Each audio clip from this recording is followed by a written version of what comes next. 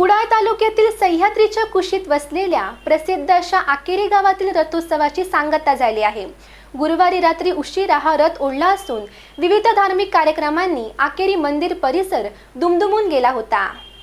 सह्याद्रीच्या कुशीत वसलेलं प्रसिद्ध असं आकेरी गाव पुरातन काळापासून हे गाव नावलौकिकास आलं आहे।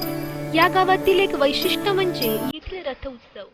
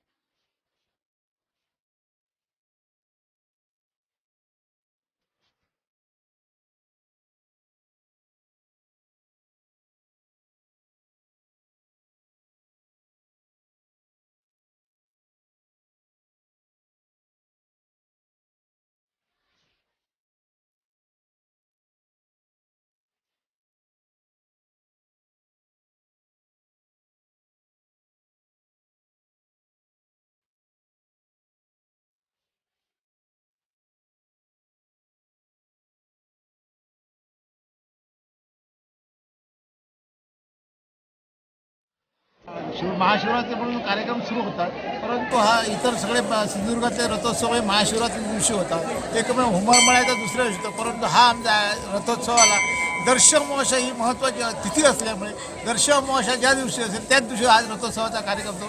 सकाळी भाविक सकाळवर दर्शनाला रांग लागलेली असते। सगळे लोक आपापल्यापर्यंत आपले नवस पेटण्यासाठी येतात। दुपारी 5 वाजता गायनाचा कार्यक्रम होतो आणि नंतर रथाची रात्री पुराण पालखी होते। पुराण पालखी झाल्यानंतर श्रीची मूर्ती रथावर ठेवली जाते। रथ हा तत्पूर्वी सजवलेला फुलाने सजवलेला असतो आणि नंतर रात्री नंतर रात्री अवसार काढले जातात। अवसार रथाची दोरी मानकऱ्यांच्या हातात दिली आहे। त्यानंतर भक्तजन सगळे आपल्यापर्यंत रथाची दोरी रथ ओढतात। तर त्याचप्रमाणे दशावतार नाटकही केलं जातं। हा कार्यक्रम पहाटे 4 वाजेपर्यंत चालतो। नंतर नाटकही हे 6 वाजेपर्यंत चालतं। आज वेगळा रथोत्सव कसा आखेरीचा मानला जातो? वेगळा म्हणजे हा दर्शमोशा दिवशीच केला होता नाही, याला इतिहास आहे। या संस्थानकालीन असल्यामुळे भोसले घराणे ते सावंतवाडीचे शिवरामराजेंचे पूर्वज आहेत, त्यांनी हा रथोत्सव सुरू केलेला होता। हा त्यांनी नवस बोलूनच केलेला आहे। त्यामुळे त्यांच्या नवसाप्रमाणे आजपर्यंत हे असं चालू आहे की श्रीची मूर्ती रथावर ठेवू तो ती मंदिरासभोवती एक प्रदक्षिणा पूर्ण केली जाते आणि हा रथ संपूर्ण लाकडी असून त्याच्यात दरवर्षी थोडी डागडुजी करून आज तर चांगल्या स्थितीत आमचा रथ ठेवलेला आहे। किती वर्षाची परंपरा आहे? याला परंपरा म्हणलं तर आज 200 वर्षापूर्वीपासून रथोत्सवाचा कार्यक्रम सुरू होतो। अखेरीत कोणालाच माहिती नाही किती साल नेमकं आहे। तुमचं नाव आणि पद कसं? माझं नाव बाळकृष्ण दादा राऊ। मी या रामेश्वर देवस्थानचा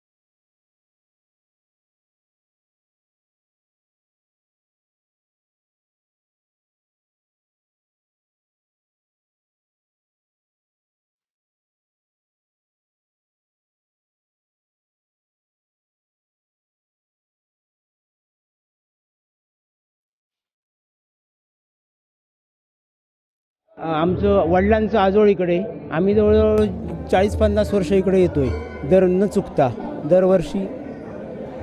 दर्शन घेतल्यानंतर नेमका कसा आनंद होतोय? एक प्रकारचा आनंद म्हणजे आणि ते कसं म्हणजे जरा चांगलं त्यांची म्हणजे लोकांची दर्शनाची सोय वगैरे लोकांची केलेली आहे त्यांनी. 360 खेड्याचा अधिपती मानला जातो, दर्शन घेतलेलं आहे, कसा आनंद होतोय? अप्रतिमच, त्याच्या म्हणजे अवर्णनीय, म्हणजे वर्णन करताच येणार नाही एवढं समाधान लाभतं. आणि एवढ्या लांबून आल्यानंतर जे खरंच म्हणजे असं अद्भुत, 40 किलोमीटर इथं 50 किलोमीटरवरून आम्ही इथे येतो आणि न चुकता अद्भुतच. अमावास्येच्या बरोबर दुसऱ्या दिवशी म्हणजे अमावास्ये दिवशी हा रथोत्सव होतो, एक वेगळेपण आहे अखेरच्या रथोत्सवाचं, काय सांगाल याबाबत? वेगळेपण म्हणजे इकडच्या ह्या आपल्या सिंधुदुर्ग जिल्ह्यात ह्या रथाचं वेगळेपण आहेच. म्हणजे त्याच्याबद्दल जास्त असं उंच आहे. नेरूरचा सगळ्यात मोठा रथ सिंधुदुर्ग जिल्ह्यात हे मानला जातो. आणि इकडे लोक न चुकता म्हणजे कुडाळ, वेंगुर्ला, सावंतवाडी सगळ्या तालुक्यातनं लोक न चुकता येतात, गोव्यातून येतात. म्हणजे आम्ही पाहिलेली आहेत ती. सिंधुदुर्ग जिल्ह्यामध्ये जे रथोत्सव साजरे होतात त्याचा आगळा वेगळा रथोत्सव आहे तो आखेरीचा रथोत्सव. मी आखेरीतील रामेश्वर मंदिरामध्ये उभा, आपण बघतो की आखेरी रथोत्सवानिमित्त भक्तांची मांदियाळी पाहायला मिळते. सुशोभित केलेलं मंदिर आणि रात्रीच्या वेळी दर्शनासाठी लागलेला लांबच्या लांब रांगा आखेर रथोत्सवाचं वैशिष्ट्य आहे. नेमकं आखेर रथोत्सवाचं वैशिष्ट्य काय मानकरी आहे त्यांच्याकडे जाणून घेतो. काय सांगाल काका, हा जो रथोत्सव आहे सिंधुदुर्ग जिल्ह्यातील रथोत्सव महाशिवरात्रीला होतात, अखेरचा रथोत्सव तब्बल 2 दिवसानंतर नेमकं कारण काय? नेमकं कारण म्हणजे असं आहे, आमच्या रथाला अमावस्या ही संपायला पाहिजे. कारण आम्हाला 12चा घट आहे नाही आमचा, त्या ठिकाणी जाऊन घट स्थापन करावा लागतो. तिथे 7-12 सगळे जाणार आणि घट स्थापन करणार आणि त्याच्यानंतर मग आल्यानंतर इथे 14 स्थळांना नारळ ठेवणार आणि त्याच्यानंतर 14 स्थळाला नारळ ठेवल्यानंतर अंधार उभे करणार. अंधार उभे राहिल्यानंतर मग ते ह्या सगळे 12 स्थळं फिरणार आणि त्याच्यानंतर मग ती 12 स्थळं फिरल्यानंतर 360 नारळचा अधिपती असल्यामुळे 360च्या ऐवजी आता 63 नारळ आम्ही सध्या फोडतो.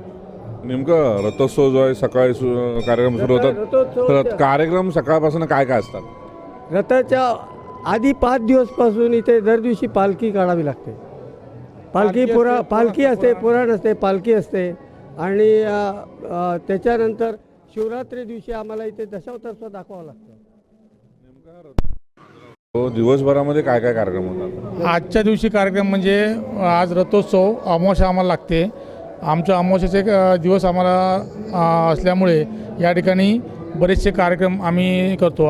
त्याच्यापूर्वी 8 दशावतार दाखवला जातो महाशिवरात्री दिवशी आणि त्यानंतर आता आमची रथ ओढण्यापूर्वी हरतीराग म्हणून देव जाणार, आमची सगळी देवाची तरंग जाणार, पालखी जाते आणि तिथं नंतर आम्ही त्यानंतर हे सर्व कार्यक्रम करून रथ ओढण्याचा आम्ही कार्यक्रम करतो. 360 नारळ फोडायला लागतात आमच्या रथाच्या चाकावरती. सर्व मानकरी आणि बहुमानकरी जे असतात ते सर्वजण नारळ फोडतात. हा जो रामेश्वर आहे 365 दिवस खेड्याचा अधिपती मानला जातो, नेमकं काय याचं वैशिष्ट्य? 360 खेड्याचा अधिपती म्हणजे हे मोठं जागृत देवस्थान आहे. काय आखेरी, नेमळा, झारापी असं आमचे एकंदर पूर्ण एक गाव आहे आमचा, पूर्वीचा होता आणि तो एकही गाव असल्यामुळे आखेरी गाव हा आमचा 3 गावामध्येचा देव आहे. त्यामुळे हे पुरातन काळापासून आम्ही 360 खेड्याचा देव मानतो.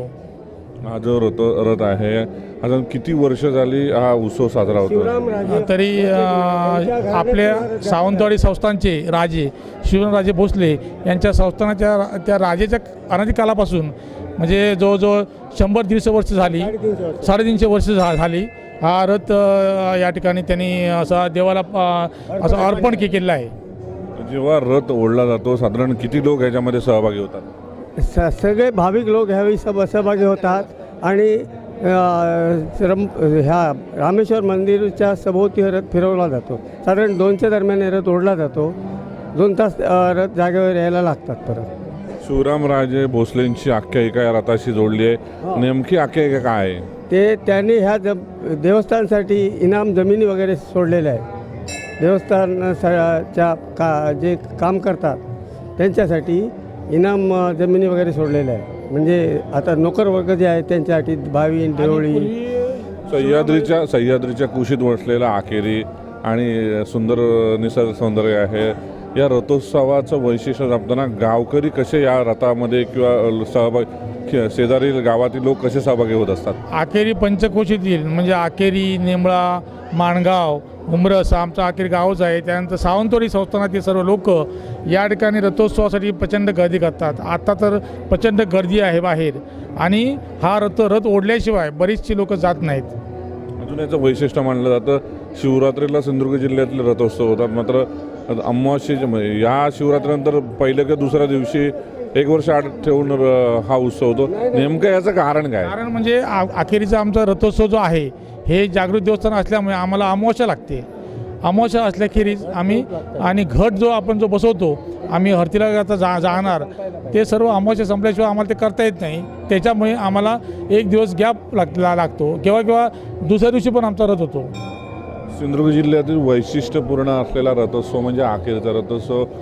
सिंधुदुर्ग जिल्ह्यात महाशिवरात्री दिवशी रथोत्सव साजरा होत असताना तब्बल दुसऱ्या ते तिसऱ्या दिवशी दरवर्षी एक दिवस आड करत दर अमावास्येला हा रथोत्सव साजरा होत असताना संपूर्ण सिंधुदुर्ग जिल्ह्यातील लोक ह्या रथोत्सवामध्ये सहभागी झालेले पाहायला मिळतात.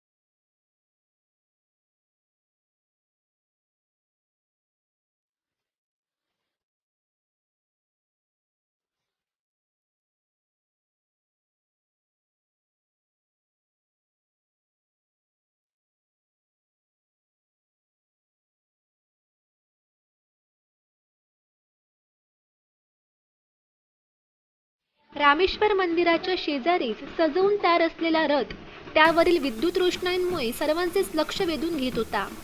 ढोल ताशांच्या गजरात आणि भाविकांच्या अलोट गर्दीत आकेरीचा प्रसिद्ध रथोत्सव मध्यरात्रीनंतर सुरू झाला.